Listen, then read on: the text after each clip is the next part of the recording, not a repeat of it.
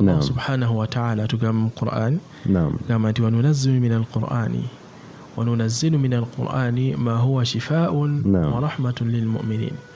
Twabeera nga tussa mu Qur'ani ma huwa shifaa'un, ekyo ekirimu ki eddagala, ekirimu eddagala okuwonya, oba ekirimu okuwonya eri abaki, wa rahmatun n'okusaasira eri abaki, abakkiriza.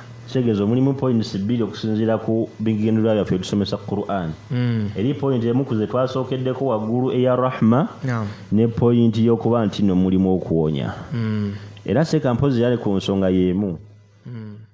Omulyango gw'okusomera omuntu n'awona si muggale wal istishfa, n'okuba nti nno gwe nga gwe osobola okwesomera mu mbeera y'emu osobola okusabira omuntu Allah n'abeera ng'amuwonya.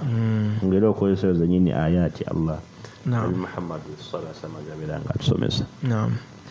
So twesanga nti mulimu shifaa'un lil abdan, mulimu okuwonya eri emibiri gyaffe, wa shifaa'un lil arwahi, okuwonya eri emyoyo gyaffe, wal qulub n'emitima, mbeera ezo zonna.